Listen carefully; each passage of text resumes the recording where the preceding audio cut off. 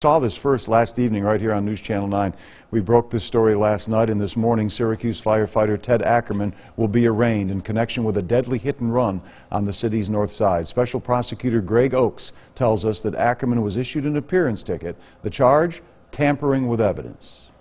Sources tell us Ackerman tampered with surveillance cameras at the Pastime Athletic Club following that hit and run on North Salina Street that killed 18-year-old Seth Collier. Sources also say Ackerman was driving behind former Onondaga County DA investigator Peter Roush, who is charged with leaving the scene of a deadly crash. Ackerman's attorney says it's too early to comment on that case. Oswego County now, friends and family remembering Amber Neville. The New Haven woman's body was found in the Oswego River earlier this month, and there was a vigil last night, a candlelight vigil, starting at the Fulton downtown gazebo. That group then walked to the Oswego River for the ceremony. It was very healing, not only for myself and for my father, but mainly for the children. It showed them that their mom was cared about. Neville's death remains under investigation. Police in Fulton say they consider it suspicious. If you know anything about her whereabouts or know anything about traveling near the Broadway Bridge in Fulton on Saturday, April 8th or Sunday, April 9th, give police a call if you saw something. 315-598-2008. The release of a woman convicted of murdering her husband 26 years ago in Seneca County is on hold. The state parole board is appealing a judge's ruling to free Laurie Kellogg. Last month, a judge ordered the state to release her. He said the 52-year-old Kellogg had been a model inmate and had paid her debt to society. He said her release would save taxpayers $100,000. Kellogg was sentenced to 25 years to life in prison after she and a group of teenagers were convicted of conspiring to kill her husband, Bruce Kellogg, at their Cayuga Lake cottage back in 1991. House Republicans could be nearing a breakthrough on a plan to repeal and replace the Affordable Care Act. Sources tell CNN the leader of the conservative House Freedom Caucus and a moderate Republican group are working on a deal. Now, we don't know if there's enough votes to pass this, as a core group of Republicans still say they won't vote for anything short of a full repeal. President Trump is calling this a great plan, and he's optimistic a deal will get done during his first 100 days in office. It's gotten really, really good, and a lot of people are liking it a lot. We have a good chance of getting it soon. I'd like to say next week, but it will be, I believe we will get it, and whether it's next week or shortly thereafter.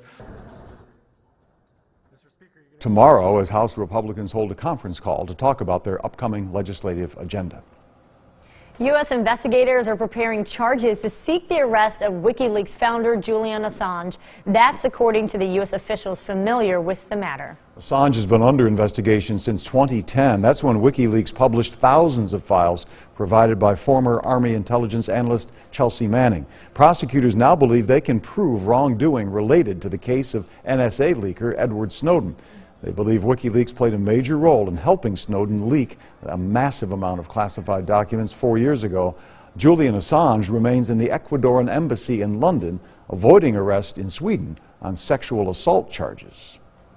After 5 weeks on the run, a former Tennessee teacher who allegedly kidnapped and fled with his 15-year-old student is now under arrest. 50-year-old Tad Cummins and Elizabeth Thomas were found in a remote cabin in Northern California, thousands of miles from where they went missing. The family of Thomas is overjoyed that she's now safe.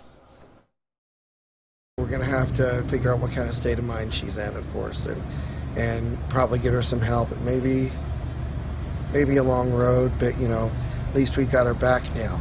We got her back. And the FBI is now working to get Elizabeth back to Tennessee, where she'll have a reunion with her family. A pair of consumer alerts this morning for you. First, Banquet is recalling its frozen chicken nugget and mac and cheese meals because of possible salmonella contamination. The recall affects more than 100,000 pounds of frozen meals with the product code on your screen there. And it's got a best if used by date of July 20th, 2018.